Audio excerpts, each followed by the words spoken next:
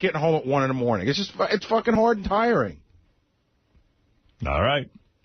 That's your good friend Ross you didn't go. Listen, I see Ross every day. I love him. Not coming to his birthday party is not going to, make us less friends. Ba, ba, ba, ba, boo, wee, fluff, fluff, fluff. No, it's not what I heard. Ma, ma, ma. How many boxes did you get undone?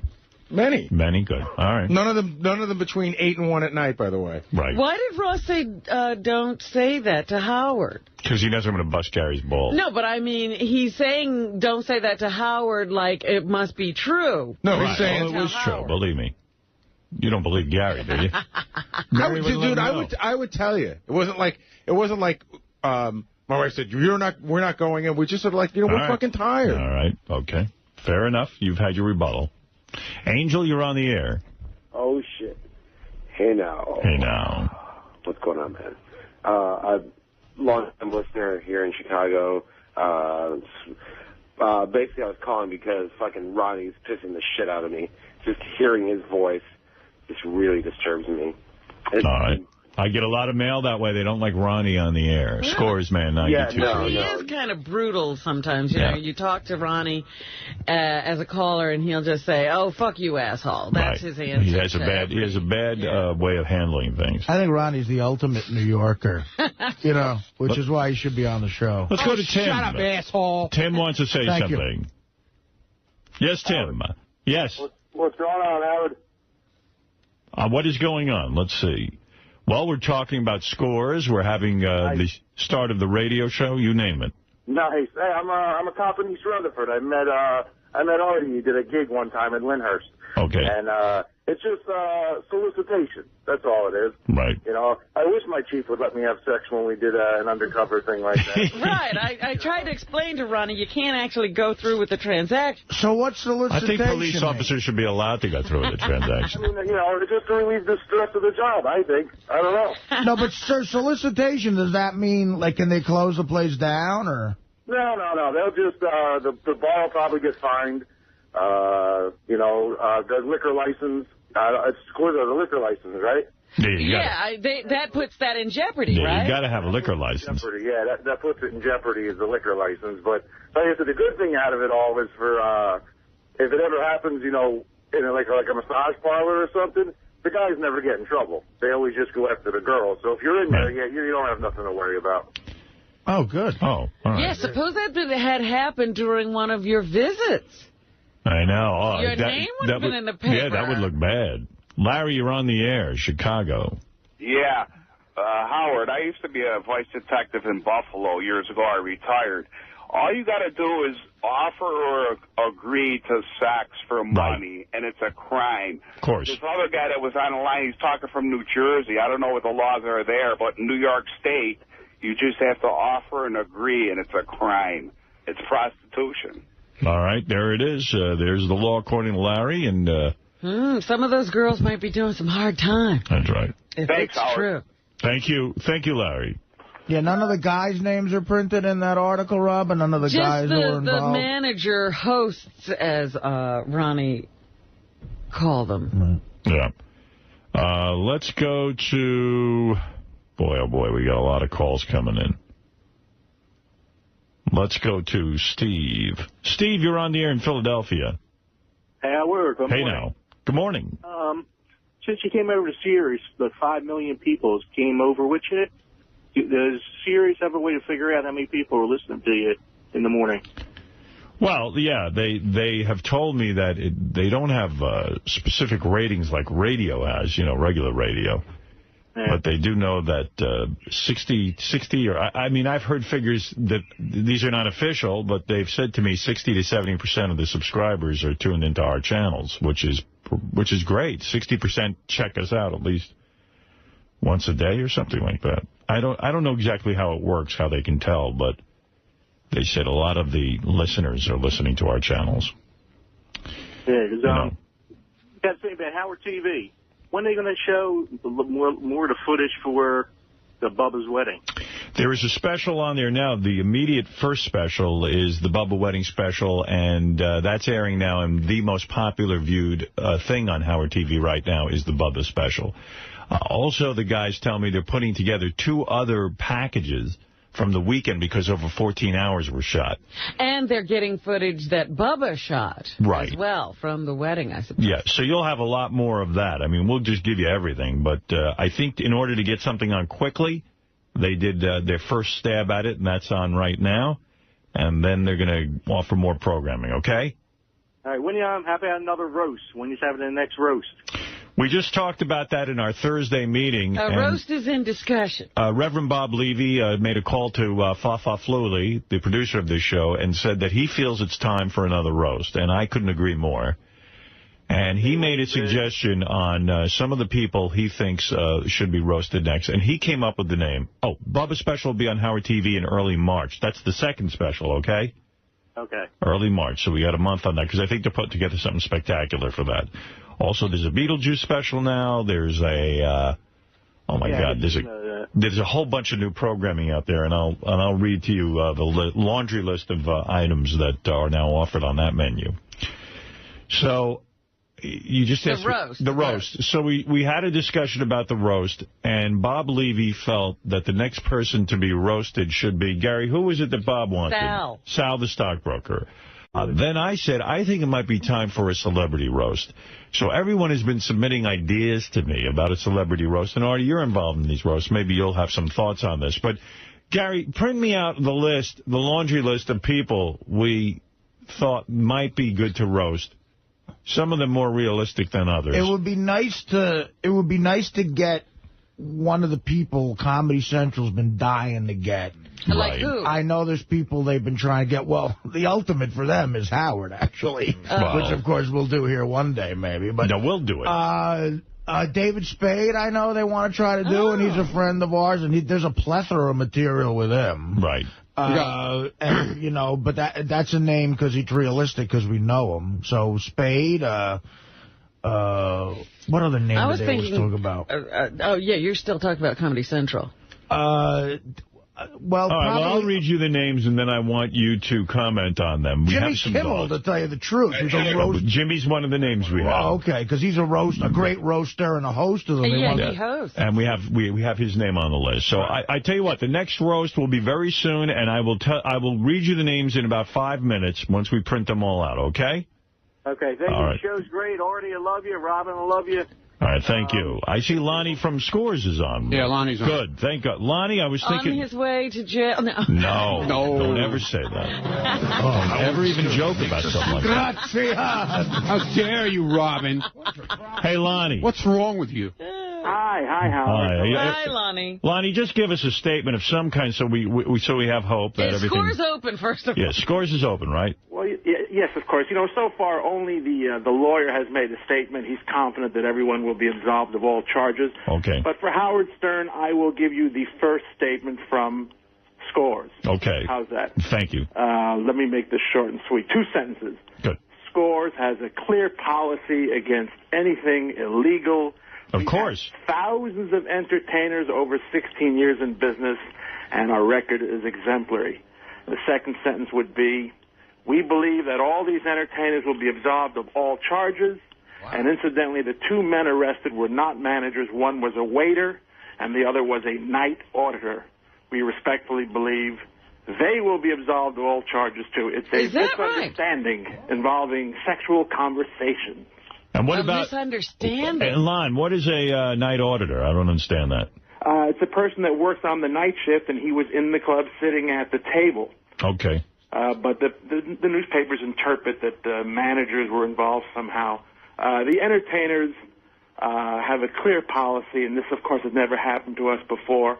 And we're just confident that all 5 girls will be absolved. They were all released immediately. In fact, one of them was completely dismissed immediately. Right. And I just hope that when all the girls are, the charges are dropped, that we'll get the same attention. I doubt it. And if the charges aren't dropped, I want to know why I'm not getting any blowjobs in the back room. Is it all right if Howard gets a blowjob? Yeah, would it be okay if I got one? Well, apparently it's illegal to do it. Right. And so we can't change our policy, Howard. I want to just say the only thing I can say about this is, as I explained to my girlfriend this weekend, that I've never seen anything like that go down in the back room. And I've been in the back room many a time. Have you ever entertained a discussion? Never. I mean, I only wish. But, you know, I don't know that... I just want a hand job. I, first of all, don't know what happened. Right. Secondly, I don't know that the girls initiated these conversations. Somebody initiated them with them, right? Right. Well, you know, there were 125 girls working that night. And apparently there was some sexual conversation, which is what the complaint said. But it's a lot more sexy to blow it up and say something bad happened at Scores. Hey, Lonnie, you know what? We're grateful to Howard and all of you because thanks to you making us a success.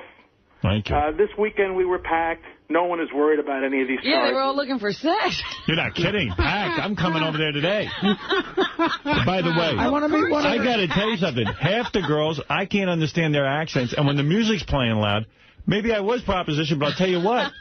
I never heard it. Now, Lonnie, I know that this is upsetting to you, and you guys run a great business over there, and I really do hope everything works out okay. You know that. And you're a great guy, and we love all the people over there, and I'm sure this is a big misunderstanding that needs to be cleared up. Well, apparently there's a lot of pressure on the clubs in Manhattan for various reasons. We are the most famous. Let's face it, you made us the most famous. You made it cool to come to Scores. That's why other celebrities come. So if there is something that needs to be publicized, everybody looks to Scores. Right. Does it mean they're going to be arresting you now, Howard? Me? Yeah. Why? What did I do? Because you make everybody go to Scores. I don't make anybody do anything, Ronnie. Only kidding. Only kidding. Your kidding is so dopey. Yeah, I mean, no offense. Your personality is weird. Yeah, all right. Well, if anyone should go, it should be Scores Man. That's right. Yeah, please arrest Scores Man. Yes, please. Yeah, exactly, yeah. You'll be happy, right? Exactly. Yeah. I'm looking for you to get arrested. Thank you. See if you can get Ronnie arrested. All right, Dan, go ahead. You're on the air. You're on with Lonnie and Ronnie and... Howard, don't you think that there's just bullshitting? Everyone knows what goes on in strip clubs. Well, listen, the guys... You're saying that no strip club has any sex going on in it, sir? I know that tons of guys go to strip clubs in general. Sometimes they hook up with chicks, they can go home with them and stuff like that. They hit it off. Right, but they're making connections at the club. But just speaking as a citizen here, you'd have to be insane with a liquor license to even want to, have a house of prostitution. You will lose that license so quick. And that's what keeps these businesses in business. I mean, that's where, Lonnie will tell you, that's where they make most of their money, right? With the booze and all that? Well, sure. Don't forget, after 16 years in business and over that long time span, the mayor wanted to close topless clubs. City council people want to close topless clubs. And they were never able to find anything. So this is shocking that there aren't any kind of charges at all. Yeah. All right. It's a tough Lonnie, business. However, if they do strip you of your liquor license... God forbid, Robin. Don't even say that. But, anything could happen. Don't say that. Would you go completely naked? Ooh. Completely nude, but no booze. I'd still go. The only thing we're expecting to happen is that the charges will be dismissed against all these people. All right. And then I hope we have the conversation again. All right, Lonnie, hang tough. Thank you, brother. See you, man. By the way, Lonnie is completely naked right now. He's naked. He's Lonnie is topless naked. and bottomless. That's right. And Ronnie should shut the fuck up. He doesn't know. Why is he talking so much about this? We called him in. All right. All right. Give him a break. He is Scores Man. All right. Thanks, Lonnie. Or to his wife, the place where people can bet hookers, man. Clip of how you help strip clubs on JD page. Let me see. How did I help strip clubs? What's that all about? Possibly, no celebrity has had more impact on the gentleman's club industry than Howard Stern. Thank you. The king of all media has regularly entertained radio listeners with tales of visits to the legendary Scores. Howard Stern likes this place, and he's talked about us for years, and it's brought us tremendous business.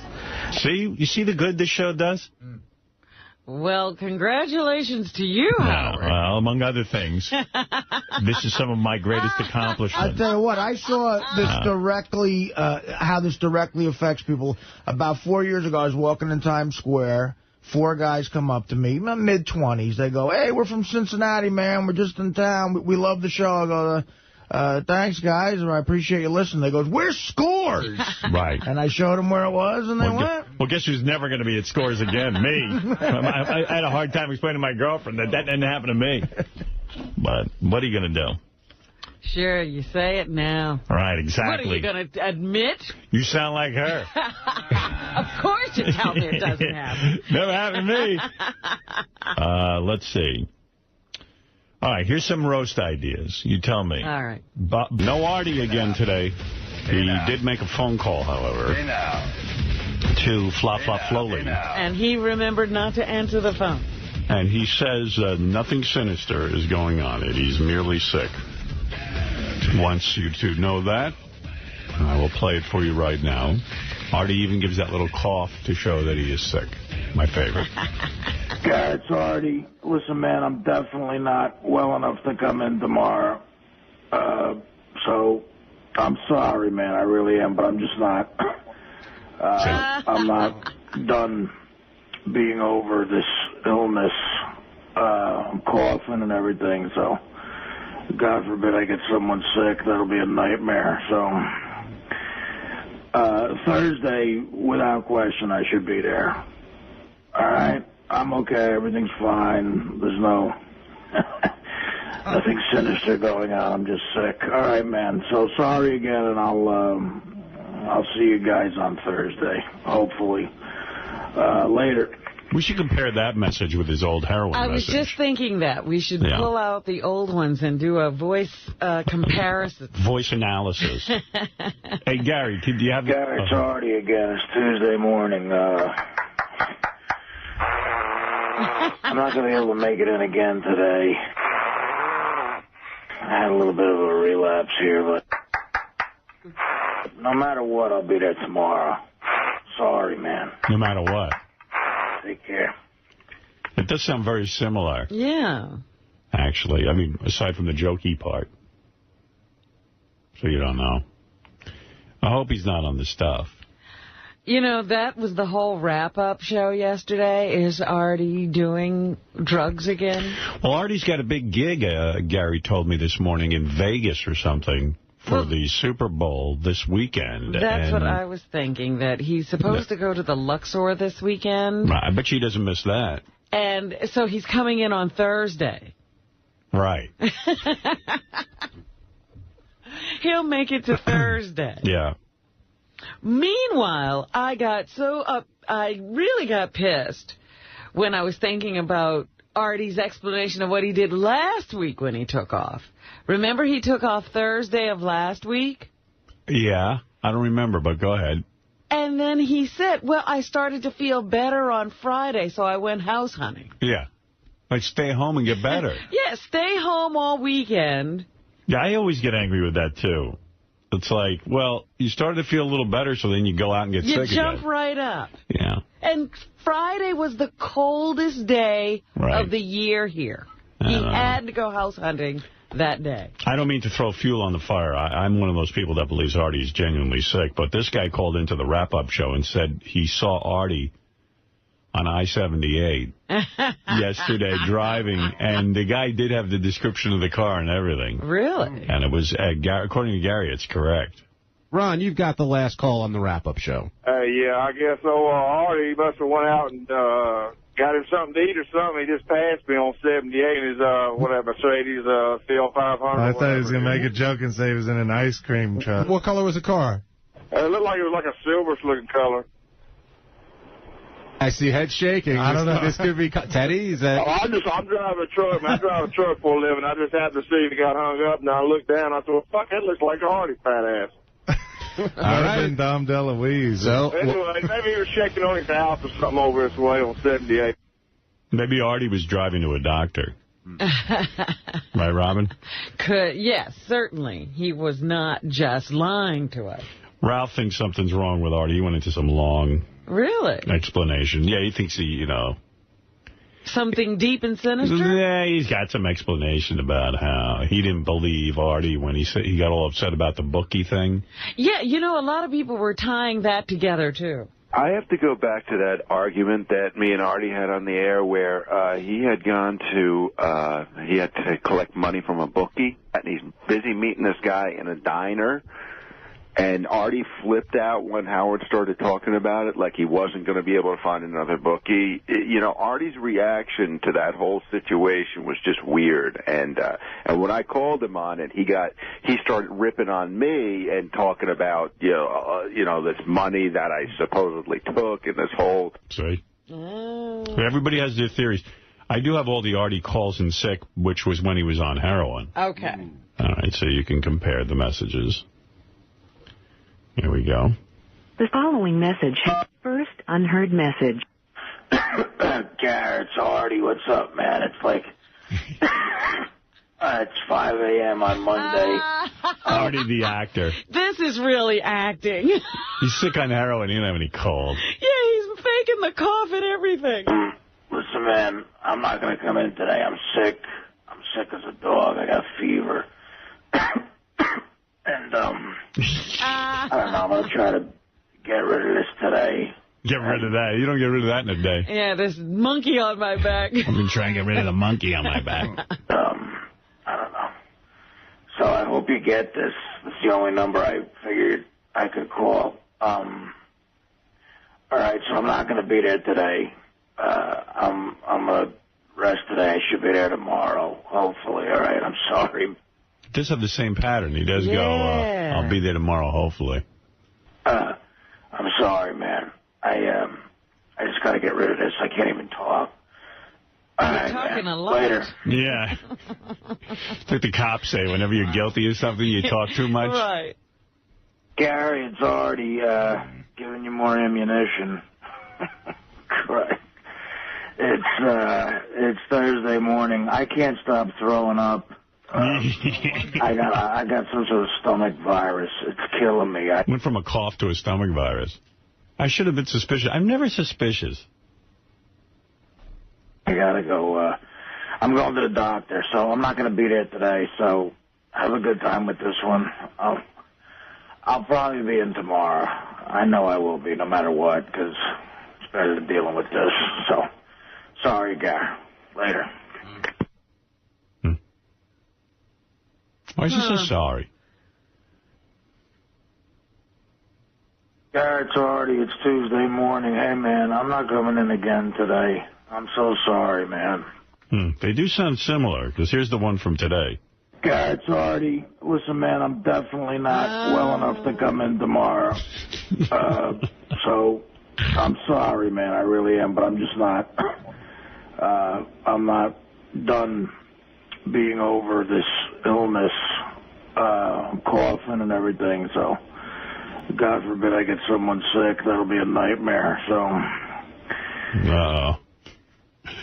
Doesn't sound good. Although less coughs than the heroin one.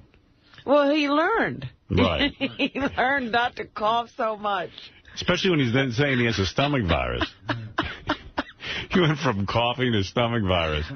Boy, are we stupid. Well, you would think, you and I we're almost in the FBI. We want to believe. We want to believe in our bro. Hello? Garrett, it's Artie. What's up, man? Artie? Listen, man, I'm not going to come in today. I'm sick. Yeah? Sick as a dog. I got a fever. Maybe you called the wrong number. That's like... Okay. It's 5 a.m. on Monday. Well, according to my clock, it's 8 o'clock in the morning, not 5 o'clock in the morning. And, I don't know. I'm going to try to get rid of this today. Get rid of what? I don't know. No. This is the wrong number. This is Avenue. It's the only number I figured I could call. Okay, but you're calling the wrong number. I don't have no one works for me. It's only me and my cousin. All right, so I'm not going to be there today. Yeah. I'm going to rest today. I should be there tomorrow. Where? Hopefully. All right, I'm sorry. Okay, that's fine with me. What am I going to tell you? Don't be here. I'm sorry, man. Okay, that's fine. All right, so I'm not going to be there today. I think you got wrong. I'm going to rest today. I should be there tomorrow, hopefully. All right, I'm sorry. You don't work here. Nobody works in this place but me and my cousin. I don't even know you. Come on down. Gary, it's Artie. Who's Artie? Need more ammunition. Who is this? And what do you want from me? Why are you... It's Thursday morning. I can't stop throwing up or shitting. I told you this last time. I don't know you. I don't know your name. I don't know why you keep on calling me. Stop bothering me. Sorry I had to bleep that, but... What believe? Believe what? What are you talking about? I got some sort of stomach virus. It's killing me. I got to go... I'm going to the doctor, so I'm not going to be there today, so... Okay, go see a doctor before you drop dead. Have a good time with this one. I'll probably be in tomorrow. I know I will be, no matter what. I see you coming in the store. I promise you. I'll punch you in the mouth. I don't want you in the store tomorrow. It's better than dealing with this, so... Go ahead, deal with it, and go fuck yourself. Sorry, Gary. Later. Whatever. The guy must have known he wasn't that sick. Yeah, he says, drop dead. Hey, Gary. I have some sort of leprosy. My nipples just fell off. But I'll definitely be in tomorrow. Hopefully. See you later. Go ahead, have some fun with this. What a collection we have now. Oh, my God. Artie's sick calls.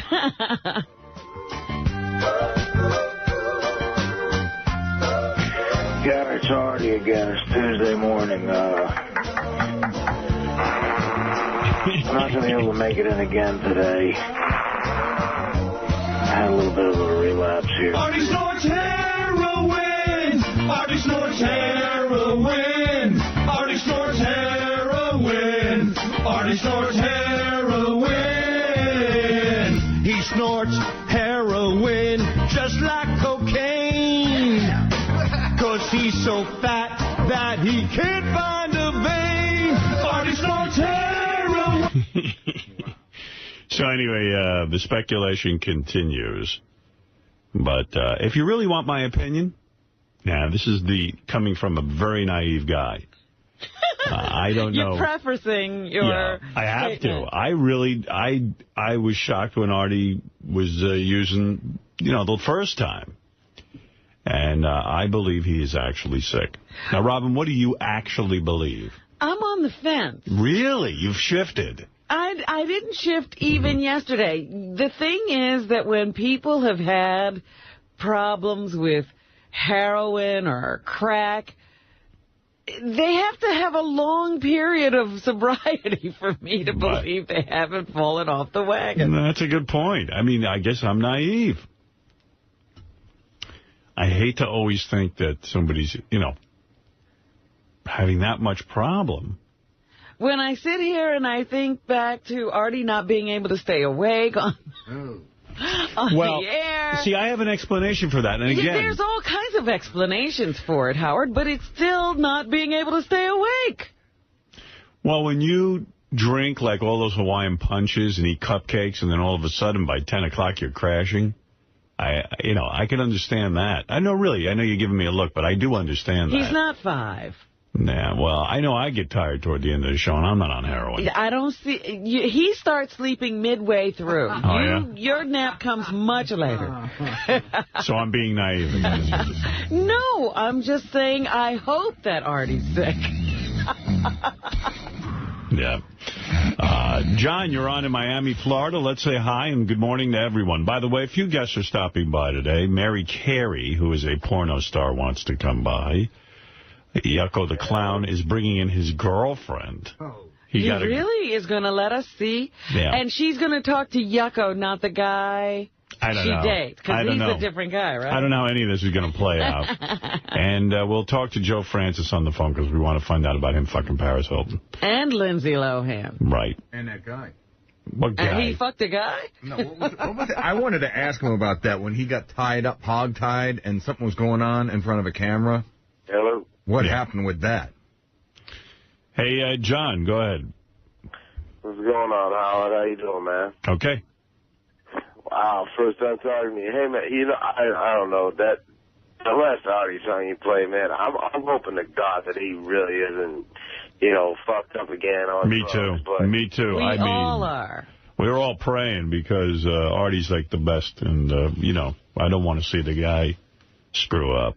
But I mean, that Artie Snort's heroin thing, man, like, that's just not right, man. Like, but we play that when he's here. Yeah, Artie knows about all that. I mean, right. I mean, I understand, like, all that. Like, Sir, I think you're on something, if you don't mind me saying. No, man. I'll tell you straight out. I'm just drunk. Oh, you're drunk. Oh, okay. That's nothing. Sleep yet. That's how we do it. 6 o'clock in the morning, he's drunk. It's a work day. He's worried about Artie. 6 o'clock in the morning, he's drunk. I'm jealous of people who can be drunk on a work day. How come you could be drunk on a work day? Well, I don't work until 5 o'clock tonight. I'm a teacher. These kids, they don't know the fucking difference. I got to drink to get through a day. What, are you a pilot? No, I'm a bartender. Oh. A bartender? Right. I was hoping you were a pilot. No. So you're drinking up all the profits is what you're doing. Oh, I get so envious of that. Like Beth went out last night to a movie premiere, the Sienna Miller movie. Oh, the Shop Girl? No, what's it called? Something Shop like that. Girl, Shop Girls. And like she's getting all dolled up and going out, and then there's an after party, and I'm like, I gotta fucking go to work. I get really resentful and angry. Well, at least you know her. I used to resent people I didn't even know because they were coming home as I was on my way to work. You know, they've been out partying all night. They're ending their evening, and they look like they just had such a good time, and now they're going to sleep till noon, and I'm going to work. Yeah. Like Beth can have a pajama day today, you know. Relaxing. I don't know. I get jealous of everything. Everything looks better to me than what I'm doing. Not that stuff. You know, I was thinking about that whole, you know, Paris Hilton, Lindsay Lohan, Britney Spears. They're always in those clubs. Yeah, that looks kind of boring to me. I think that must be torture. I used to go to those clubs, you know, when I first got single. I always felt like I'd missed out on something because I got married young and, you know, we were in radio young and I always took my job seriously and I never went out, never. And I had kids young and, you know, I was a family man. So, you know, like when I first got divorced, I was like, wow, I'm going to clubs. Now I'm going to those clubs. And I was really on the prowl for pussy. I mean, let's be honest. You know, but if you're not on the prowl for pussy, they're torture, these clubs. Now, I will tell you, I never met a chick in a club. I mean, like, I met them, but I was afraid to go home with them because they all seemed a little fucked up. Right. And, like, there was no, like, I met a model at a club one night, and she was, like, kind of sitting with me and, like, wouldn't leave me alone, and she was, let's get out of here. We get out.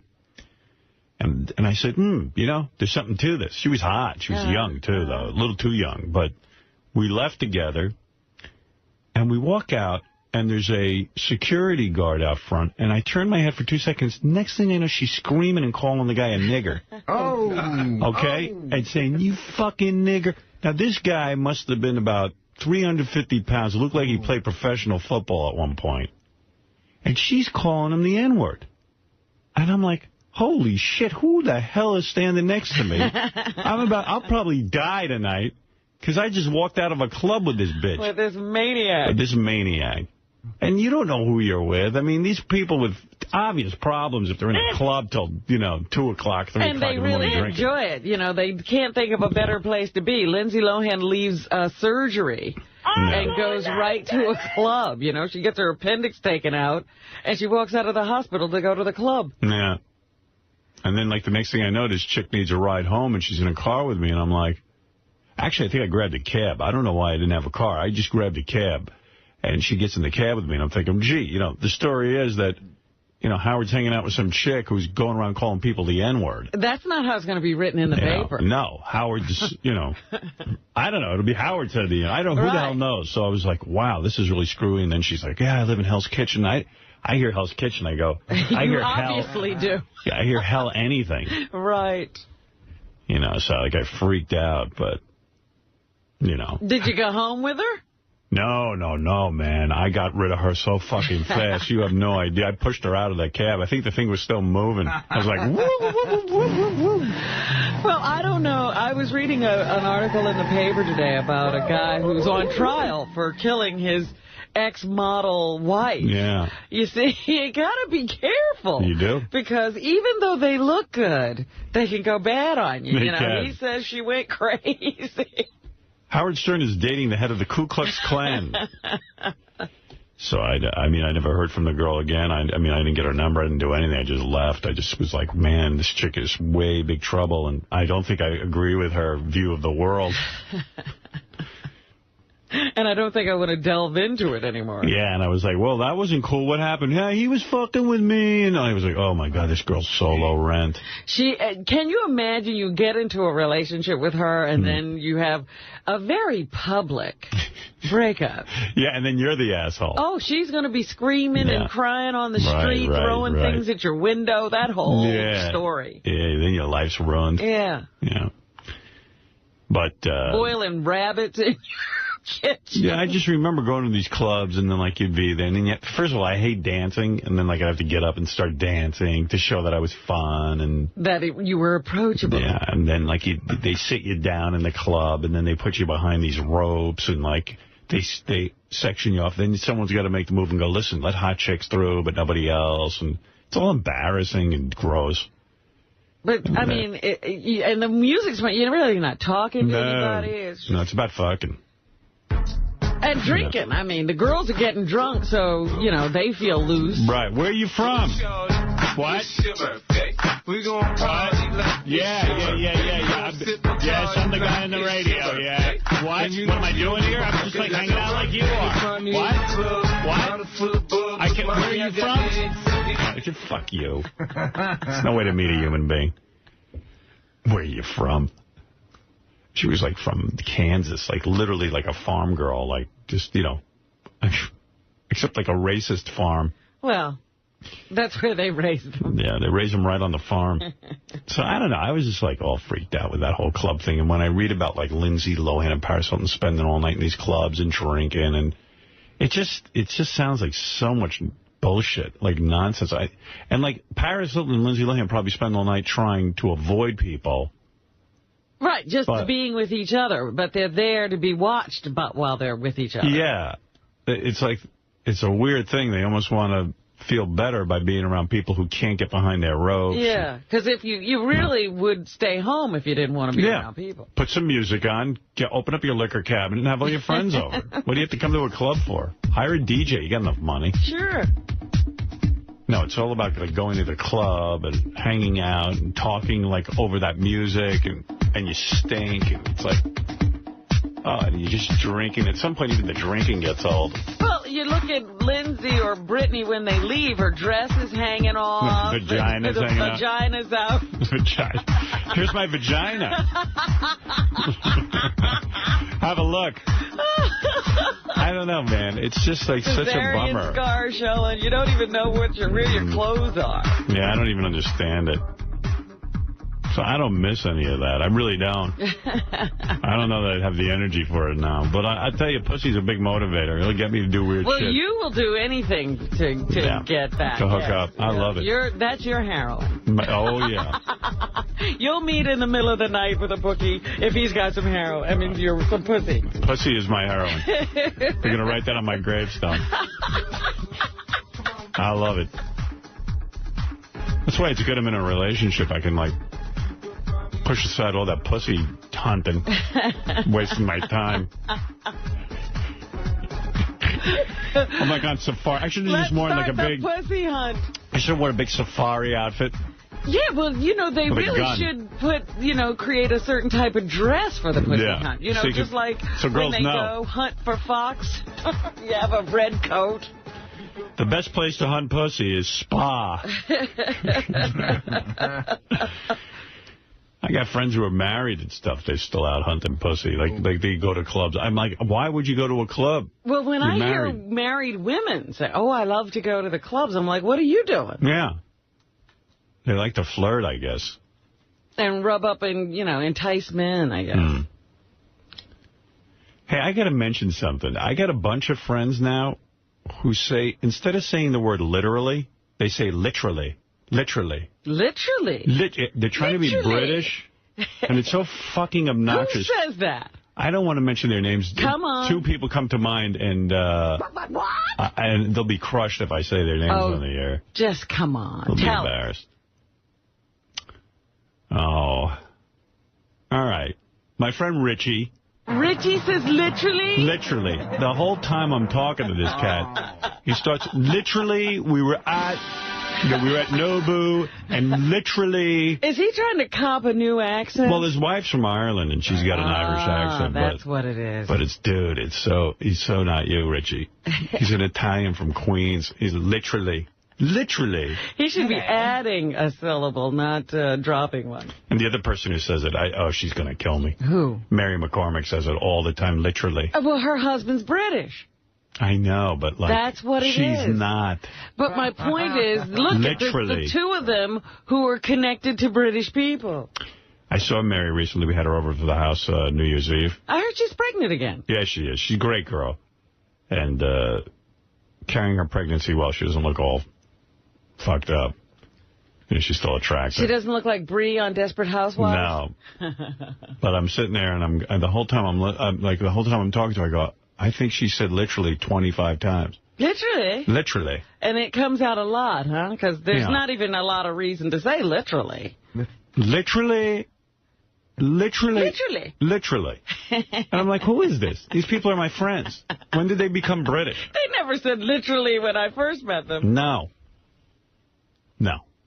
So they've got to stop. I'm putting them on notice. Well, now they know. Yeah. You don't say literally. You're from America. You never said literally. And literally is not a word. It's literally. Literally. It's very overused. I'm weaning them off it. Good. Well, see, now you've done an intervention. If you didn't say anything, it would have gone on. Right. Now, Mary and Richie are going to be pissed at me. But if they continue to do it, it's because now they want to. Right. Maybe they're like, hey, fuck you, Howard. We're going to say literally all we want. No, I hear other people doing it, too, and I don't have any specific names, but literally. And it's a pet peeve of mine. It's not a word. Literally. Well, British. I don't give a shit. Don't speak British to me. Why not speak Spanish? Bobo, you're on the air. Hi, Bobo. How you doing there, Howard? Hey, now. Listen, I got to say this. I love Artie, but I think he's back on the horse, man. Because if you listen to all those messages, like you said, it's very similar. He always does the coughing effect. The coughing thing, though, is to prove that you're sick. You know, and I think he's maybe back on it because he never recovered from his breakup with Dana. And then, you know, his life's a mess. I mean, he has probably bad self-image with his weight. Yeah, but as someone described, he'd be the only obese heroin addict that we know of. Well, wait a minute. What was Chris Farley on? Coke. Okay, but you're supposed to be thin on Coke, too. I guess. Yeah. And Belushi was on heroin and Coke. And that's true, and he was a big boy. Yeah, if that was him yesterday, where was he going in his SL500? I don't know. You know, there's a few more than one of those cars around. And also, Artie, I think, in all fairness, has mentioned that car on the air. And a lot of fat guys driving Mercedes. Yeah. Let's go to Brian. Brian, you're on the air in Boston, Massachusetts. Howard, good morning. Morning. This is crazy. Listen, 4 days a week, Artie gets up and he goes to work on the Howard Stern show. 5 days a week, I go in and I'm a fucking security guard. If anyone's doing heroin, it should be me. This is insane. What is he doing? Well, we don't know he's on heroin. He could be sick. Come on, Robin. You guys are smart. Neither of you are dumb. Well, then call me dumb, because I think he's sick. No way. Howard, you're not dumb. You went to BU. You're a smart man. BU. There's your credentials. They made all the geniuses into BU. You know that I went to BU, but I went to retard BU? Like I didn't even go to the real BU. It wasn't even the real college? Yeah, there's a college at Boston University for idiots. It's to milk parents who can't normally get their kids into the school. You know, I was a real idiot. Oh. And BU has a program called, it's like the Special Olympics. It was called Basic studies. It doesn't get more embarrassing than that. Like when you're trying to pick up a chick at BU and you tell her you're in basic studies, you're like, fucking loser. Yeah. They head for the hills. You think it was easy to get laid with this face and being in basic studies? And basic studies, the deal was, even though you're a shit student, you can't even score above 1,000 on your SATs, we're going to let you into BU, let your old man pay the freight, and you got to, for 2 years, take everything you were supposed to take in high school, but you fucked up. So you're really in high school? I'm in high school. I was in high school for 2 more years. Believe me, this was no college. I was studying, like, high school chemistry, you know, humanities, which was actually watching movies. Oh and it was like retard school. And then if you passed retard school, they'd let you for the next 2 years get into, you know, like the School of Communications, where I'd study radio. Study fucking radio. What's the study of radio? There wasn't one professor that You knew anything weren't about. making radios. No, if we made radios, it would have made sense. Study radio. I'm sure my old man was having a conniption. It cost him like $5,000 a year at the time, which was a lot of money for my father. Listen, you know, but, you know, so I didn't even go. Like, people say I went to BU. That's bullshit. I should have been in Nassau Community. I got in on a fluke. BU. I love you guys. Thank you. It's great. I've had Later. this now for a month, and this is the fucking best I've ever heard. Great, brother. Right. It's like I'm an idiot. I feel stupid. Like, I couldn't even get into regular. I don't even know how I passed basic studies. I remember studying, and then, like, they'd give a test. I didn't know one answer, and somehow I passed. Everyone must have been a moron, Were too. you doing the abacab thing I that don't know. Artie described? No, I wasn't that bad, but just about. I didn't even have enough brains to do abacab. A-B-A-C-A-B. Multiple choice. By the way, someone wrote me a note. Abacab, the reason it's called that, the Phil Collins song, is because that's the chord progression in the song, A-B-A-C-A-B. And there's also another theory, which I think is the correct one. It's about the song structure, like verse, chorus, bridge, verse, chorus, bridge. The verse being A, chorus being B. Why do they call a verse A? Wouldn't you call that a V? You know, it's just sections. Oh. They call them like sections, I guess. Do you know the chord progression? Is it A-B-A-C-A-B? I almost don't think it is, but I could be wrong, too. It's a shit song, anyway. I mean, really. No. It's not, right? No. So it must be the A, B, the verse, chorus, bridge thing. Yeah. Because I think it's first B. Oh, Grandma Caprio's on the phone. Yes, Grandma Caprio. Howard, it's Grandpa Caprio. Oh. Leave it at my boy Artie alone. He don't do the heroin. Not that piece of flour. He think it's a dope. He's snorting pizza flour. Yeah, Okay. he don't know. We say, here, a little heroin for Artie. Make you feel good. Go ahead. He snort that pizza flour, then he eat a meatball sub. Right. Sonny, you're on the air in Beaumont, Texas. Hey now. Hey now. Howard, you're the king. Thank you. I saw the Beetlejuice retrospective last night. On Howard TV, isn't that killer? It's a masterpiece, my Yeah. friend. Yeah, the Beetlejuice retrospective. It's it's really more about how we have to, you know, if we're doing a bit with Beetlejuice. How you get it done? Yeah. It's kind of a new take on things. I know I'm shooting something today for Howard TV. I think we're doing the Bubba Wedding special, but I know there's one on there now to satisfy people who want to see. Well, that's just a daily show. Yeah. This special they're putting together is going to be monster. I know, like, Beth's coming in to tape something, and anyone who was there is taping interviews. It's going to be pretty good. So that's going to be happening, I don't know, probably next month, okay? I love it. All right, cool. Hey, Howard. Yep. You're the king, but you haven't really conquered the world of DVD yet. I was wondering if you had any interest in doing that. I don't care about it. The only thing I might even care about doing that's left for me to do is maybe do another film. Yeah. I was talking to my agent last night. There's some guy who... Joey. What? Ramon?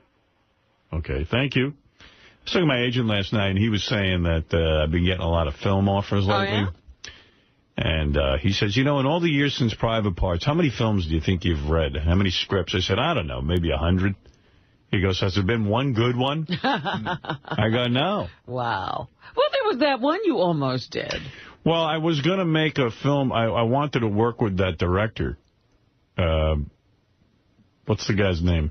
I don't know. Barry Levinson. Barry Levinson. He approached me to be Man of the Year, which was the Robin Williams Oh, film. no. I'm talking about the one with Melanie Griffith. Yeah, I was going to do that. That was a little supporting role that I was going to play because I was jonesing to be in a movie. I loved it. I loved the whole experience. And I was going to play a record producer who was sort of out of control. But, you know, you thought that was a decent script, right? Yeah. I mean, it wasn't great, but I thought, you know what, I won't get blamed if the film blows. I see. It was just like a small part. Mm-hmm. That was my plan. And then somehow whoever was putting that thing together fucked up or whatever. I don't even know what the hell happened. Right, it just went away. Yeah, I just know they tied me up. And then, you know, then I was really going to do this. Just as we were coming over to Sirius, I was really thinking of doing that film with Barry Levinson, and I felt the film still needed a rewrite or two. And I had some ideas to pump that film up, and Barry would have been a cool guy to work with. I mean, that guy's made every great fucking movie on the planet, and he's a cool guy, and I met with him a couple of times, and we were vibing, but it just happened at the wrong time. I was coming over here, and I said I owe it to the fans to put my energy into this. Full energy, because this was huge coming over here. I had to promote, had to get the channel set up, had a whole bunch of things to get going. And I asked him if I could have some time, maybe a couple of months before we'd start shooting, and it didn't go with his schedule. He wanted to start shooting right away. I see. And I was for, like, sitting and working on that script and making it better. But he was ready to go. Yeah, he felt the script was ready. He thought it was done. Yeah, and that's cool. So they had Robin Williams in the back pocket, so I said, okay. I said, I don't think the film will be as strong with Robin Williams, but you guys go ahead and do your thing. You got to do what you got to do. You got to do your thing. You know, it's hard to say no. That's my biggest problem in life, and I don't know if other people have this problem to the extent that I do. I'm one of those guys who wants to grab everything. I just love, I love the announcement. I don't like doing the work. I like the announcement. I go, yeah, to make it look like things are going on. You'd rather have just announcements. Yeah, I love announcements. I like the idea that in the newspaper would say Howard Stern is shooting a movie with Barry Levinson just would make me shoot my load in my pants. The actual having to go make the movie and sit and bitch about what's not right in the script and all that other shit with all my bullshit integrity, that sounds like a nuisance. Well, see, that's most of Hollywood, though. You always just keep announcing things. Yeah. But Adam, my agent was talking to me about there was a bunch of movie things coming in, and I would like to make another movie. I would like to do that, but damn, you don't have any life. I was going to say, how are you going to do it now?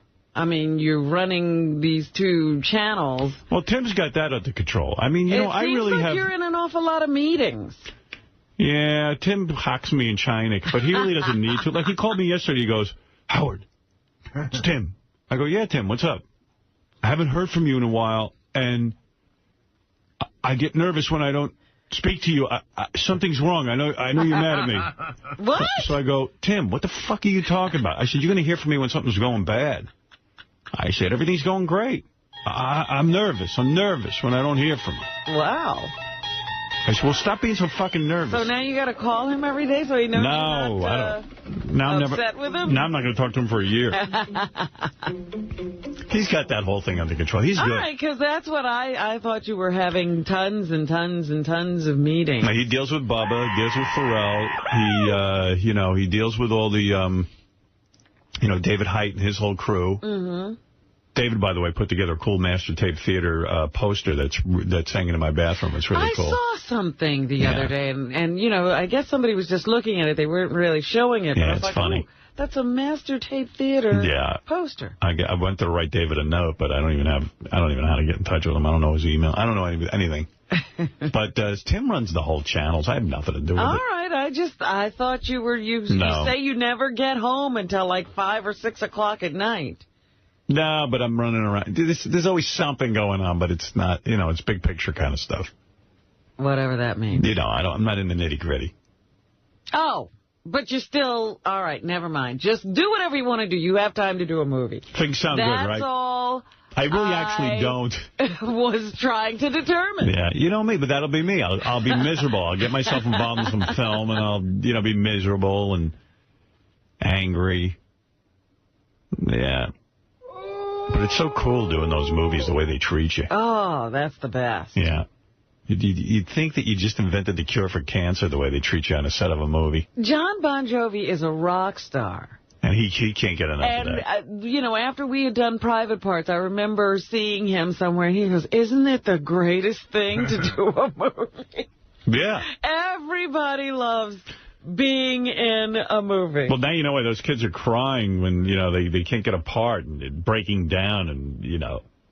I mean, it's why do you think every hot chick in the world wants to be an actress? Yeah, well, they don't even know what it's going to be like if they've never done it before. Right. It's heaven.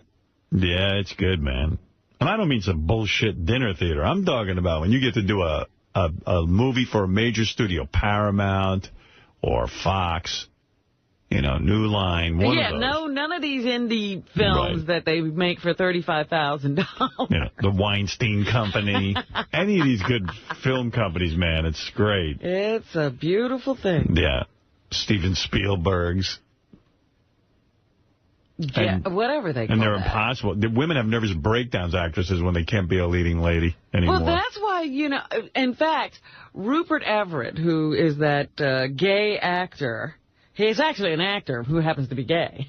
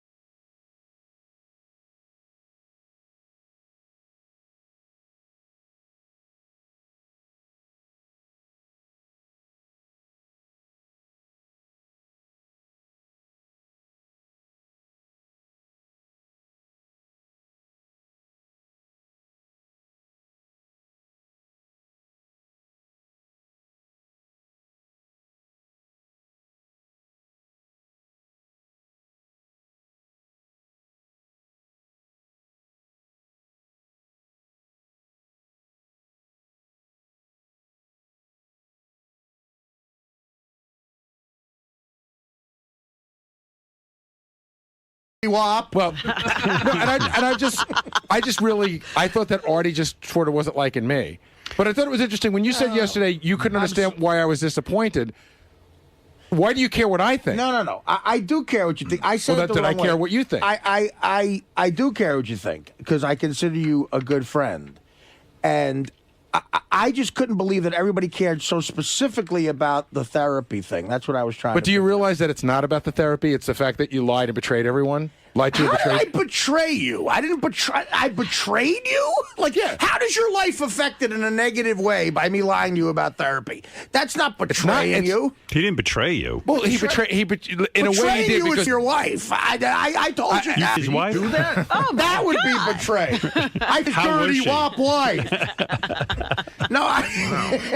Listen. That's betraying you. But your life. But now what got no negative consequences. What can I ever believe that you'll ever say again? You've lied so many times. That's a different story. Betrayal. That is a betrayal. No, Gar, because you got to look at the motive why I'm lying. I'm lying to someone. I don't have to look at the motive. I'm lying to someone who's a producer of the show. You're lying to everybody. That's not true. You lie to Howard. You lie to Benji. You lie to Robin. You lie to everyone. I lied to people who I felt would think negatively about what I'm doing as far as my career is concerned.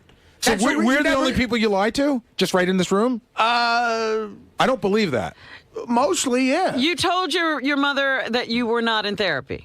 Listen, my mother knows me better than anybody. My mother knows I haven't been in therapy, of course. But you didn't tell her that. She believe me, at my birthday we discussed it. She knows I'm not in therapy. My mother can see through all that. But I work here. It's like you never. Look, I'm too honest is the problem. You people who I work with shouldn't even know I have a heroin problem. But that's you telling us. I know, so I'm too honest. What is it? But Artie, I'm a showman. You came in with the whole therapy rap because after you missed the Saget roast, right? You were getting so much that you had to come up with some sort of plan to get everyone off your back. Exactly. So I don't lie just to lie. When I tell you I like the Yankees, or we're talking about something about my life from years ago where there's no consequences, I'm not lying. I don't lie about things in general. How do I know that? What do you mean? How do you know that? I'm supposed to know what the lie is and what isn't the lie? Garrett, my point is, what do you care about if I'm lying to you about certain things? And why would I lie to you about? The only thing I lied to you about was the fact that something that might affect my work. That's what I lied to you about. I don't lie to you about anything else, because why would I? All right. See, Gary, Artie only lies to benefit himself. No, I lie to benefit myself when it comes to work. Right. Of course He doesn't lie. Just a lie? I did not get the program that tells you what the lies are for. Well, listen, the whole thing with lies, it sounds like some soap opera now. I'm not a liar. 99% of my life, I don't lie to anybody. But when I'm afraid something might affect my job... You lie. I might, yeah. And I might continue to do it. In other words, if you were married and your wife said, "Are you cheating on me?" I might lie. You might lie. There I might lie. You ever told a lie? Of course I have. Okay, well, here you go. You're a liar. You're a dirty wop liar. I'd like to think my percentages are slightly lower than yours. No, they're not, Gar. I guarantee they're not. I lie about things that, if I told the truth, would negatively affect my work life, yeah. Or, I've had girls, who I've told I've never been with whores. You know what? Listen, while we're here, let's just get this done with, because what Artie said earlier, I do feel that there's some animosity of Artie towards me, and here's when I thought it started. Okay. Artie accidentally saw my check once. It was accidentally sent to him. Oh, my God. And I am telling you that after that, Artie started to treat me differently. Oh, he thinks he saw something, and it was really weird. I really do believe that, Artie. Well, you know what? I think, I'm sorry, because I really don't, that has nothing to do with it. I can't believe that's what you just said. That's not even on my mind. But talk about thumbs. I got mailed Gary's check. And then here's listen, man. Answer me this question. I'm ashamed. I opened it up thinking it was. Okay, so answer this question. This is what they told me. I think you're lying there. I think you knew it was his check. This is what they told. Well, hold on. This is what I'm getting. Just so you know, Artie. Yeah. What does that They mean? claim that they accidentally mailed my check to Artie. Yeah. They claim that they called Artie in advance to tell him that was the case. I think it was Artie's mother. Right. And to please just not open it and send it back. And they claim he opened it anyway. No. Which I don't know that I believe that. I don't want to believe Garrett, they're covering their ass, man. Yeah, I don't want to believe They're covering their ass. You don't think they're that organized to actually call Artie and say, "Don't open up the check"? They sent the wrong check. They sent my check to somebody else. I don't know. How would they know after the fact that they sent the check to the wrong location? I would never in a million years do. They found out they sent the check to me because I told them. I mean, I don't want to. The reason I didn't bring that up is because I don't want to get anybody fired. I'm sure they've been fired already. I don't. Well, you don't have to worry about that. They've just been fired because not the names I heard were involved with it, and I don't want to get them fired. But there is a part of me that does believe on a smaller level that. Well, what about your check would make me mad? That you might have thought it was too much. I think it's too much. Yeah, you know what, buddy? I think you're underpaid. How's that sound? But the other thing is, you know what? That's odd. That's a surprise. No, I never. No, absolutely not. The other thing is, there is a part of me that does believe that. Once that thing was planted in my head about me piggybacking on you, I know, dude. I start to wonder. And listen, you didn't help if by making a joke every day before we went to make jokes. I can't sit here and just He can't be nice to you. I got you. It's like Ralph calls up the wrap-up show and goes, "Oh, now you're going to make jokes. What the f am I here for? I'm not here to get analyzed by people. I make jokes. I'm Artie the Joke Man." Are you making jokes now? Artie the Joke Man. Well, tell a joke Okay. So you ain't got the brain, you was born. So this guy's reading a book in bed. He dips his finger in his wife's cunt to turn the pages. Give Rodney a chance. Give Rodney a chance. Cunt. No, what happened was that was planted in your head. And you know what? People play people around there. And there's certain people who know how to get my goat. They know how to get your goat. They saw you were bothered by that, and they never stopped. And I couldn't tell you enough. We were on a jet from Sten to Fan, and I'm going, God, I want you to be here. I love that you're here, and I really was. And he wrote, I heard you wouldn't love that he was there. Well, see, he kept doing that. See that? Yeah, Okay, but I heard he kept doing that. Because some guy who may or may not pick out his shirts told him that. Yeah, you may be lying right now. Not lying. I'm not lying. You sure? Yes, Greg, I'm your aunt positive. just called and said you're lying. And I'm in therapy. And the other thing is, there are people around here who would stop by my office and say, you know what, I think... Yeah, I heard that Artie said that- there were much better comics. You know, you were taking up a slot. That's what I had heard. Much better comics. He didn't take up a better comics? He didn't take up a comedian spot. Yeah, I took up Artie's friend's slot, who inevitably wasn't going to go anywhere. Actually, yeah, because it was a long story. So you were happy to see Gary in Afghanistan. Let's clear that up. Absolutely. Absolutely. I swear to God, I'm telling the truth. I believe you. I'm an atheist. I'm telling the truth. I think it all worked out there, and I think that I didn't... Hold it. It was a I have great to trip. interrupt this. It was a great trip. Artie, Heroin is on the phone. No, Heroin never lied. Good morning. Good Hi. morning. Good morning, Heroin. Robin, I'm sorry to inform you that Artie has lied to you. Oh. We were together last night. You were with Artie last night? You and Heroin were together? I'm calling from his right front pocket. What did he do? What did he do? We weren't up very late. Artie did a little bit of me, and then he went to sleep. How grotesque. But I have a revelation, and Gary, I'm sorry to inform you, he has lied to you too. All right. Thank you, Heroin. I got inside of Artie last night, and he was looking on the internet. He has graduated. You can refer to me. All right, you were funny for a few minutes. Right. Heroin is not that funny. As soon as he said it, it isn't funny, Robin. You kids out there, remember that. And, no, he said I was on the internet, too, lame. Hey, Lisa G claims, tell me if this is true. She's a dirty heap. Lisa G claims that when you got Gary's check by accident, you tried to show it to her, and she refused to look. Is that true? Really? She's claiming that. I didn't try to show it to Lisa her. G, is that true? No. Here's what I did that was so she horrible. says Artie showed her Gary's check. I'll tell you the day it happened. Lisa, is that true? What's going on around That here? is. Uh-oh, here's Lisa. I never physically had Gary's check. We at your birthday party at John's Pizzeria. I was sitting there with High Pitch Mike. I never physically and you had said, Gary's I check. have Gary's check you want to see, and I turned away, and I think High Pitch Mike saw I was it. busting her balls. I didn't High have Pitch Mike Right, like now we really believe Well, you. I didn't physically have Gary like I brought it to the pizzeria. I would. You were carrying Gary's check around? Yeah, that's what I did. Lisa, I was kidding we with really you. believe you now. Lisa, first of all, Lisa, you seem upset with Artie now. you're a because- dirty little he. Lisa, you were going to date Artie at one point. You were thinking about You it. thought Artie was a catch. Now that you found out that Artie's lying about therapy, you seem angry. Well, you know, I have my file, and I revisited it yesterday. What's in your file?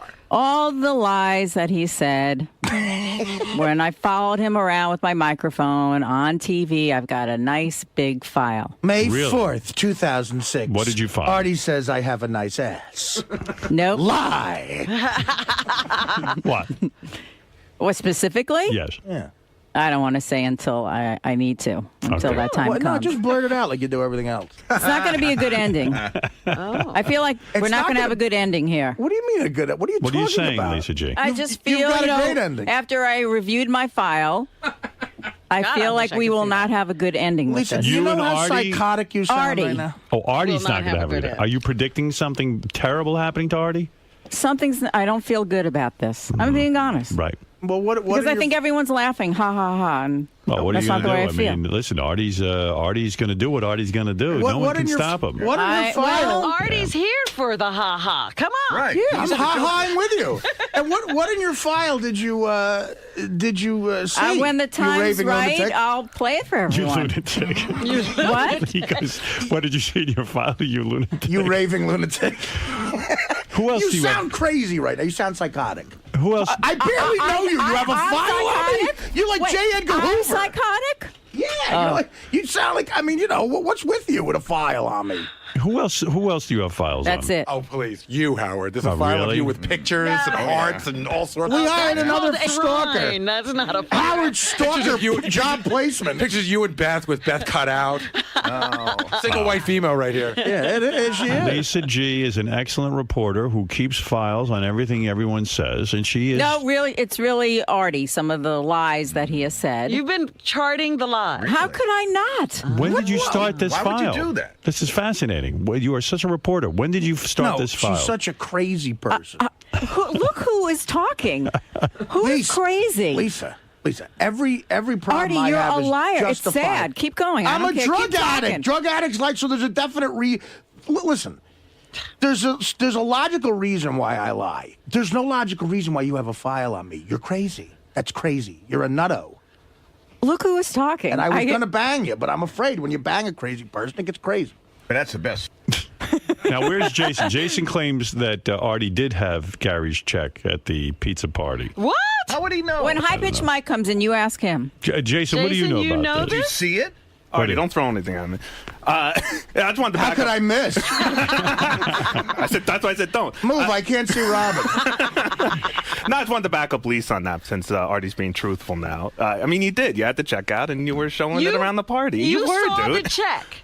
I saw the check. Wow. I did not see the amount written on the check. Honestly, that is. I never physically had the check. Maybe you know you were what? high. My mother had it and never ever showed it to me. Then how'd you know the amount on Then it? how'd you get it in your wallet? Because His mom told him. No, my mother called me up and I went over and looked at it. But What is it, a my museum mother artifact? listen, my mother knew the amount. So my mother was never, Jason, you're claiming Artie had the check and he showed it to you? Jason ran away. Oh. Was Gary at that party? I was. Did he give you your check back? No. Why Why wouldn't I do that? Why wouldn't he do that? What happened was That Artie, sounds like he was joking. What had Of happened? course I was joking. Artie was in a I never physically had the check. Jason, you saw the check. He was showing something around. I mean, look, we're all. Maybe he was kidding with a piece of paper or something. You're such a gullible little fruit. Oh, okay, so I made up out of thin air that you had Gary's check. That you knew how much he made. I knew how you were much upset by how much he I made. did know how much he made. Yeah, see, that's the thing. I was joking about Then it. other people, Yeah. like Artie started talking about it at the So party. you feel Artie got angry with you after he saw the amount of money you made? You've I always don't had know that feeling. it's But wait a minute, there's a angry. bigger issue here. I think it's more backtracking resentment. on that. Resentment. All of a sudden, I didn't have the check. You were showing something around. What was I showing All around? right, that night at the restaurant, Right. You said, "I have Gary's check. I know how much he makes." It's kind of upsetting me. I knew how much he Lisa made. has the same story.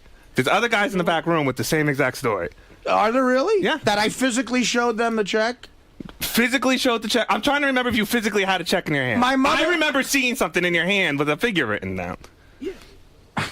Who else is saying yeah over there? Benji. No, I'm Oh, saying Benji saw it too? Artie might have joked around and written something down, but that doesn't mean he had the check with I him. did not have the check. Sounds like he was Well, walking everybody knew about the I check. see. I talked to Artie about the check. I don't was trying to deny. back up I don't Lisa's deny story. not. I told people about it because I thought it was funny. It wasn't that funny to me. It had happened. It had happened 10 minutes before I got to the party, and I had a couple of drinks. And I was like, a funny thing happened. That I agree with. did- Artie had a couple of drinks, and then when I mentioned to Artie that I would rather he not talk about it, he stopped. Of course, but I he did talk to. He did get to a lot of the party before I got to All right, him. so Artie is now saying he is not angry with you about your check. All right, that's good to hear. I really am not. But is he angry about anything else? And if you call my mother really wouldn't lie. She'll tell you she never physically sent me that check. She mailed it back. And if I had your check out, of course I would just hand it to you. All right, so that's a good question, Robin. Do you have any issues with me at all? No, I think I do. I don't because I'm telling you, after years of people getting in your head here, you got it in your head that I had a problem with you, and I think you've been like snippy with me lately because of it. I mean, I'm upset about. Aside from all of that, I am upset about the way you're acting, just because of. Again, you're making me sound like I'm gay. But I do I'm care. not, you are. But I care about you a lot. I care about you a lot. And if you said I need to leave the show for 2 months to go get better, I would say that that's a great thing. I would rather lose you here and keep you in life than just have you come in here every day. But now you couldn't be sure he'd be getting the help within that 2 months. That he is might true. Just be taken on. That is true. He At might the be end of the just day, relaxing. Artie, at the end of the day, in Italy. it's about you. No, I It sounds know. gay. Listen, and when I tell you, here's the thing. See, so now when I tell you I believe you care about me that way, you'll go, you're lying. Like I don't know what to say. No, man. but when I understand that. Artie, do you believe that Gary... You want to know how much Gary made? Yes, please. And write it down on a sheet of paper, and then I'll pass it around. Matter of fact, I do want to know what he's up to. But do me a favor. He's underpaid. Is he? Okay. First of all, I don't even know. Here's a funny thing. I don't even know That doesn't what it sound like a real applause. I don't even know what it was that Artie saw, and I don't even know, what check he saw, whether it was for what period of time. Here's what so I don't know what's in his head. Here's Can what I'll I say admit to. something? I swear to on my father's grave that I did not have that check at that party.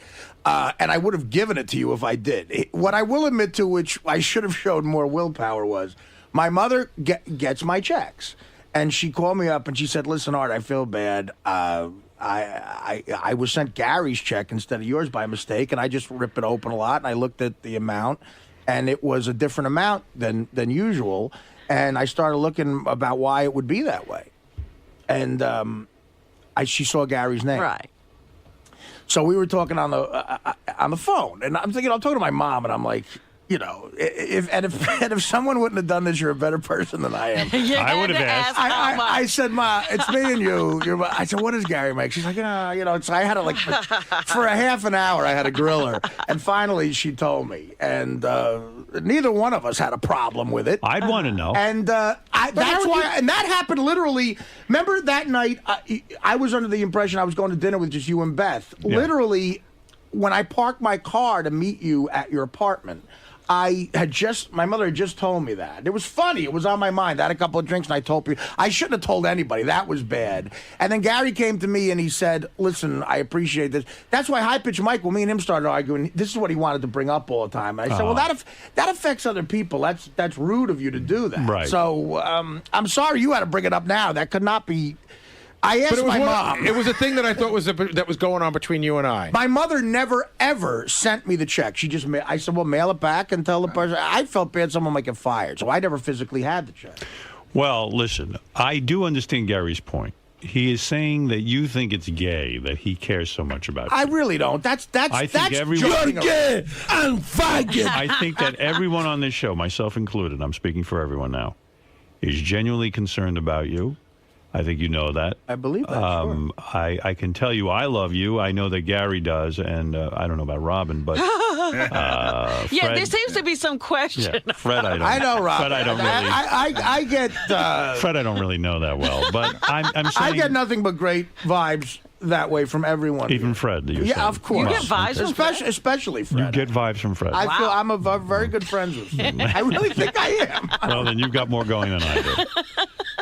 But anyway, and Benji. I think what Gary is saying is that everyone here genuinely loves you, and that no matter what kind of help you need, we'd be supportive of it. Right. If in fact you do need help. And so that's all he's saying, and he thinks sometimes you mistake that for either him being gay or for him, like, you're like, why would you care so much about me? But he really... I know for me, I really dig you. I think you're a great guy. I don't want anything bad to ever happen to you. That's all. And we see you. I mean, I feel okay. Listen, first of all, and not, you know, me coming down on Gary's side may make it sound a little gay, but you know, when you love somebody and you set them free, right? But when they tell you for they're 28 days. taking some steps to do something positive in their life, and you're trying to support them in doing that, and when they don't, it's frustrating. And then they tell you that that was all a lie. It's a letdown. All right. All right. I understand that, and I believe everything you guys are saying. What I will say about what you just said is, again, it's a comedy show. Yes. You said it might seem gay, or like, why are you so concerned about me? The gay thing is, I'm not like a Neanderthal. I don't think someone's gay for having it. That's gay me. and faggot. That's me. But Artie, you did. I'm trying to be funny when I call somebody gay like that. Okay, yesterday I'm not a gorilla. I'm a baby gorilla. But it is more that like, whoa, what's your problem? Why do you care about me so much? Right. And that's a psychological thing. And I'm sorry. Well, I don't think everyone anybody's gay for having people feelings. really enjoy you, and the world would be a lot emptier for us if you weren't here. And all we're saying is that we know Artie does what Artie wants, but at the same point, we get that. If Artie decides he ever needs help, we're here for you. Like if I told you the first couple of weeks of 2009, I'll be away getting help, you'd be fine with it. I wouldn't believe it, but we drive you. I would try to support you. We demand a note from your doctor. Right. Well, yeah, you'd get. Hey, Howard, can I know just tell you- doctors that for money will give me a note. Artie made an amazing revelation on the wrap-up show yesterday. Going to this point, Artie talked about the first time he went to rehab for his coke addiction, and he went to a 4-month program, and in the middle of the program, he got the movie Dirty Work. Is that correct? This is in the book, right. yeah. So Artie says basically he was not supposed to get out, and the place doesn't exist anymore, and he doesn't name it. Right. But he basically bribed his way out after half the time in there. Yeah. So he never even finished that rehab. Well, when you're in rehab, they can't hold you there against your will. I mean, you got to be there because you want to be. But there. Here's what happened. You had a court-appointed thing? Yeah, what happened was... No, it wasn't even a court-appointed thing. It was basically... this guy, I made an agreement with this guy to stay for 4 months. He then made an agreement to write a note to my next possible employer saying this guy, or even Mad TV if it came up, saying, I'm signing off. This guy's good. Right. Yeah, he completed or whatever. So I certainly could have left, but he wasn't going to sign that paper. Right. So the bribe was to sign the paper. Oh, I see. Yeah. So he did sign the paper. Right, Yeah. because the Dirty Work producers wanted something from a doctor. And then didn't you try to score coke that night when you were with Norm and When he was Chevy? playing pool. Yeah. No, that was the night of the audition for Dirty Work. I told that story on the wrap-up. All right. Listen, I'm all right. I'm up. You're fine. You're gonna make it. You're gonna get help, and we'll see what happens. What? No, Howard, he's not going to get Oh, that's right. You're not going to get help, and you're not going to be fine. Dominic Barber, you have the last word, and then I must. 2 quick points. I want to read the last paragraph of Artie's book, the last sentence. Because lately I'm starting to think on the show business drug addict forgiveness meter, I'm inching closer to Jeff Conway than Robert Downey Jr. each and every day. Well, I got to go. Take it easy. And I hope to see you all back here next book. That's a pretty honest comment. All right, thank you, Dominic. And that he sees himself more like Conway than Downey. Yeah, we heard it. How much? Why did you say it again? No, the point of that is that everybody says Artie's trying to angle to get on that celebrity rehab. Right. I know it. Oh, is. yeah, that's why he's more like Jeff. $250,000. Conway. We'll take $250,000 for that. Howard, your movie, is it more honest or less honest in terms of your marriage than Artie's It's life? 100% honest. It was very honest when I wrote it, and my marriage fell apart, but I really meant it. It was sincere. Look, shit happens in life, man. They couldn't change it mid-movie. Yeah, what are you going to do? You're in the middle of a shooting schedule. You got millions of dollars. What's he going to do? Ivan said to me, you better hold your marriage. I remember when the movie was in, he goes, you better hold your marriage together. He goes, this is a movie about how good you're doing. Right. I said, okay. How long do I exactly have to hold it together? He goes, at least 2 years. I go, oh, wow, okay. Oh, I can't see marriages breaking up. However, for my Christmas party, I'm inviting everyone. Anyone coming? No one likes you. When is it? At your house? Where is it? At your house? At my home in Glen Cobra. I'm having catered by Bernard's, a famous place, and I would love to send a car for whoever wants Okay, to come. thank you. No one's coming. Right? Goodbye. Goodbye. I bet the food's going to be good there. Yeah, he has good food. All the right, point look. of that comment is, like everybody tells you the show business is a forgiving business. Well, it is if, you're Robert Downey Jr. Right, yeah. But even he had to prove a few things. Well, that's what I mean, but he kept being amazing in movies, so he kept getting part. We're still waiting for Jeff Conway to be amazing in anything. Jeff has If you're not only talented, been amazing in rehab. If you're not talented or bankable, they're like, well, listen, we don't forgive you. That's right. I'm watching Celebrity Rehab. Jeff Conway goes, I want to get back into movies. I'm like, what part is it where the guy can't stand up straight? I can't even. Well, Hunchback in Notre Dame. He could play that. He could play Scrooge, right? That was so. I watched that last night. That was so painful to watch. Like Conway, man. Again, he stepped up when Gary Busey got boring, right, and took over again. Like that one part where he's saying, because I can relate to it so much of the fear of that happening to someone in show business. Like, I can't stand the failure. He's letting it all out. Like I can't. I want to act again. He goes, I want to win an Academy Award. I want to win the Oscar. Please. And Dr. Drew has to sit there and go, I think you're going to do it. Maybe you should be a teacher. I got to tell you, they say Mickey Rourke is going to be nominated for an Oscar for that movie that he's in. He's I never been in Celebrity Rehab. He should have been, and I would have thought he could never be in a good movie again. This is all fascinating, but I must take a break. I have such a funny story about that movie the next time you have time, the Mickey Rourke movie. I want to hear about that. The wrestler? I have a good story. Were you up for that? I auditioned for it's really it's a typical story about my life, and addiction comes into it. I can tell it quick. Okay, go ahead. All right, the guy who directed that and I think wrote it is a guy named Darren Aronofsky. He did a movie called Requiem for a Dream. Did you ever see that? Yes, great movie. Unbelievable movie. And so I haven't taken. I used to be great at auditioning, man, and I suck at it now. And this guy called me up and said, Darren Aronofsky personally, he says he wants to see you for this movie, The Wrestler. Right. At the time, Nicolas Cage was doing it, not Mickey Rourke. Oh, this is many years ago.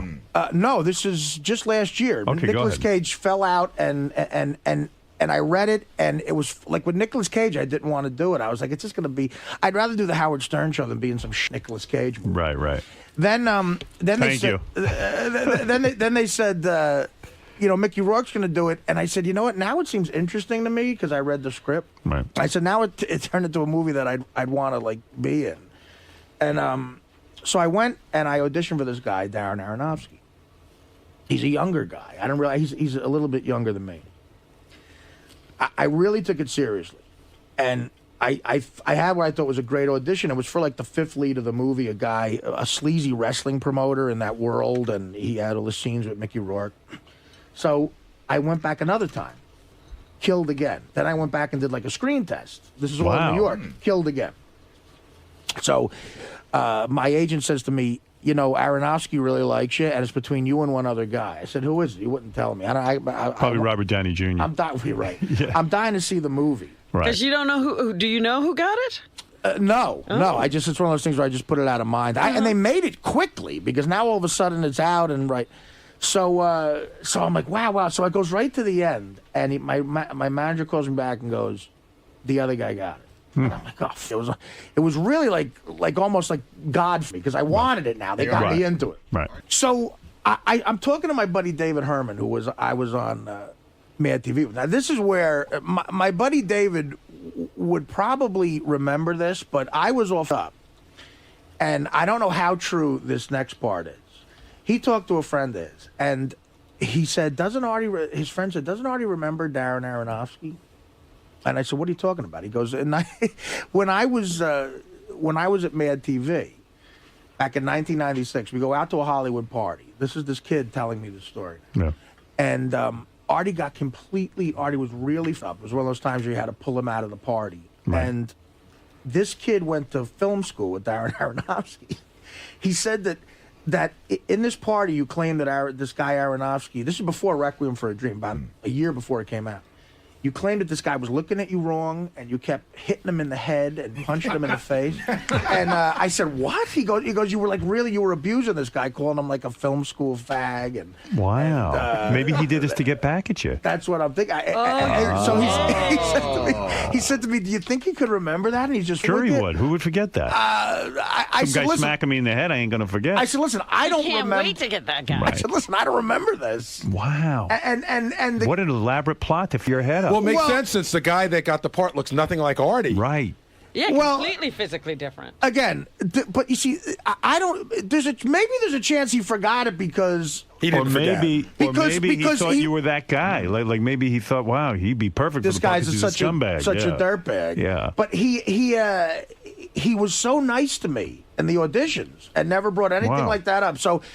I don't know. Maybe that's it's a very dark way to get back at someone. That would be almost criminal mastermind. Yeah. Have you seen some of his movies? Marissa Tomei. He seems like he'd be that kind of guy. Wait, everyone's talking at once. What is that, Fred? Have you seen some of his movies? They're very intricate. They're very cerebral. Right. Well, very plotted out. He seems like he's that kind of guy. I love Requiem for a Dream. It's a great movie. Yeah. Yeah. Really amazing. That's about as dark.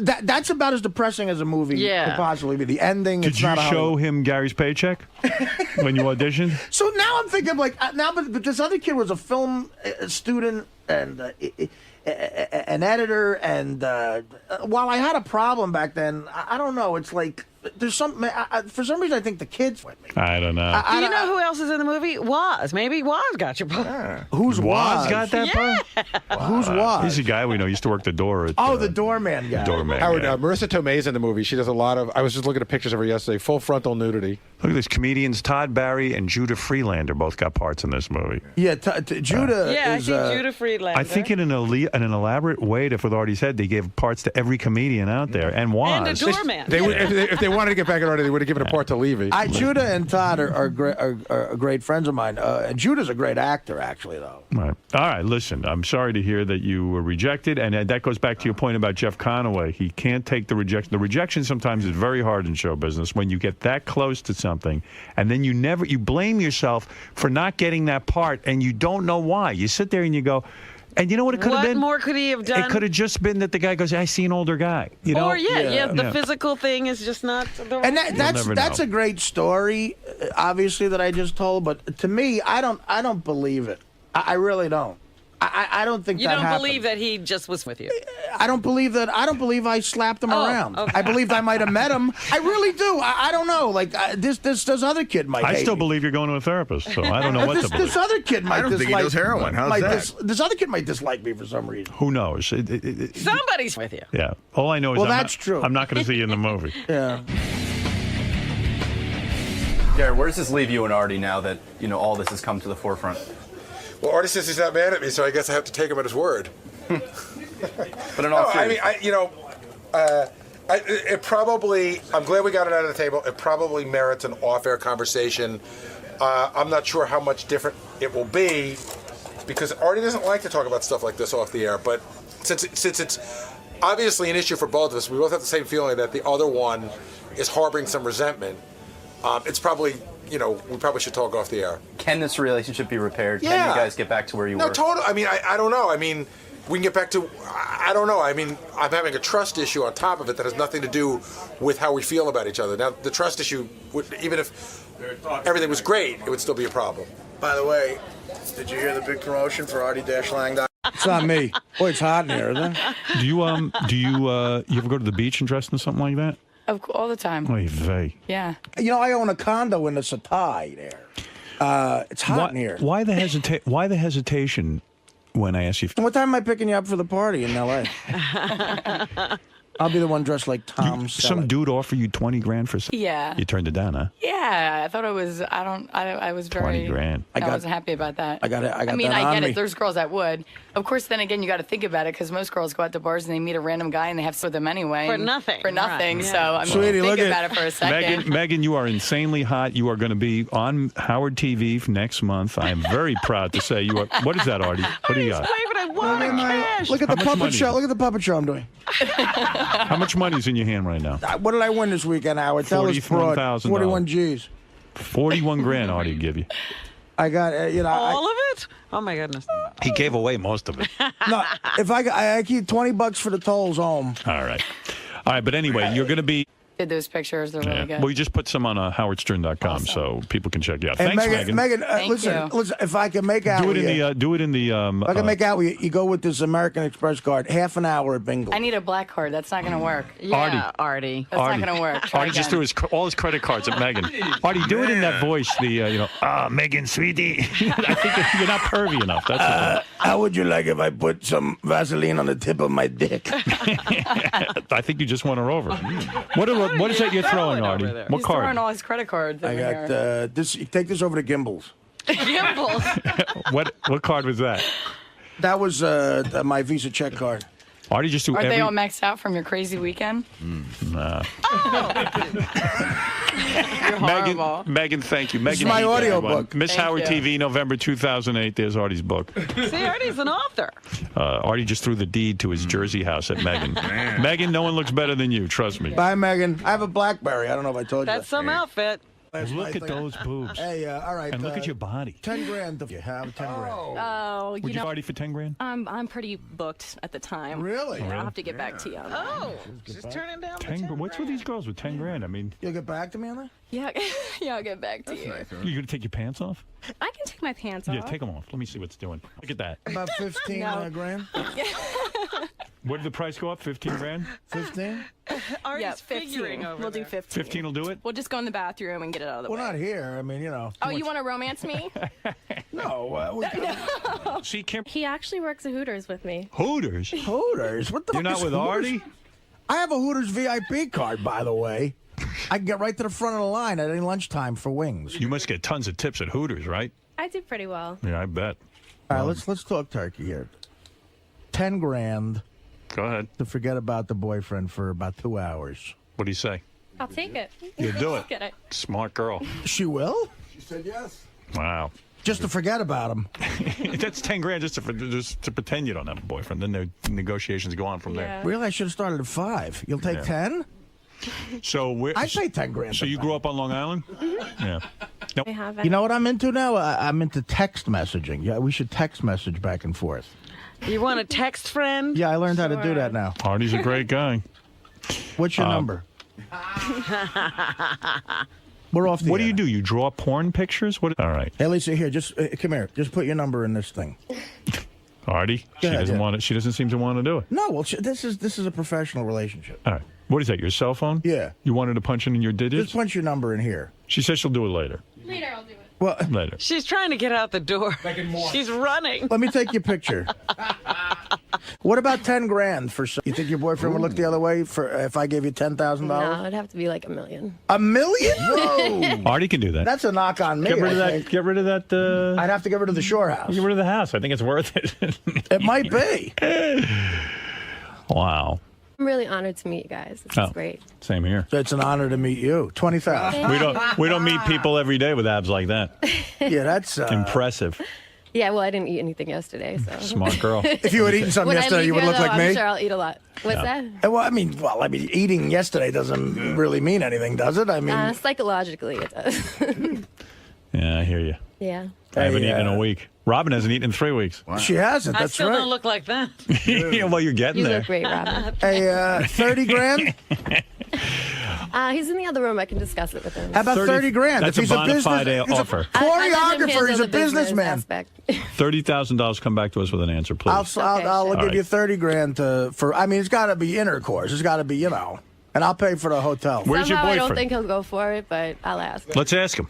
You never know until you ask. I'll pay for the hotel, He's in but the we got to next room. split the incidentals. I'm going to be hard. What's his name? Kelly. Kelly? Kelly, the choreographer? Yes. Whatever. Oh, there he is. It is Kelly. Hey, Kelly, you're a black guy. Oh, you know what? Forget about it. We're all right. Forget it, Artie. You better not mess with this guy. I'll give you 10 grand. Have you ever been paid to have? Has anyone ever offered you money before? You've been offered? I've been offered, but I've never. You would never do it? You won't do Artie for 10 grand? 10,000? No. Cash? Come on. 20,000? No. 20,000 will do 30 you. grand. No. What does she have to do? 30 grand. grand. What would she have to do? Just wait. You'll be there for 10 minutes. Yeah, no. 10 minutes? Yeah. Make it 5 and we got a deal. All right. Okay. Well, I'm talk to Artie sure. after the show. That's illegal, But No, it's not illegal. call it a date, can't you? And because there a way No, we'll around go that. on a date. I'll take her on a date Can't for you 30 find the Totally beauty? joking. Can't you find the beauty in Artie? I mean, you found the beauty in some of these women. Why not Artie? Oh, yeah. I mean, All I'd right. much rather look at you, Howard. Well, thank you. Well, Oh, he ain't offering you no money. I know. I hear you're engaged. I'm engaged. Congratulations. Believe it or not, I'd like to bring one of you home as an engagement gift to my girlfriend. That would be He's fun. engaged, him. Do you ever have with a guy if if Artie said to you, you're obviously very attractive. If Artie said to you, hey, listen, baby, I'm going to give you 10 grand. Let's go to a hotel and have some. Would you do it? No. What's the difference, though? Why have some movie and not have with Artie? Well, I don't know. Not for 10 Because, G's? no. What's the highest you ever got paid for a scene? Oh, 3,500. 3,500. And he's going to give you 10 grand. Yeah. Yeah, but it's him. Come on. it's Artie. It's just Artie. How about for 10 No, grand? you guys don't put me in the spotlight. How about for 10 grand and Howard's address? Hi, Larry. How are you? Good to say I'm a producer on the show. See? Hey, it's 5 G's. What if I throw this at you, the platinum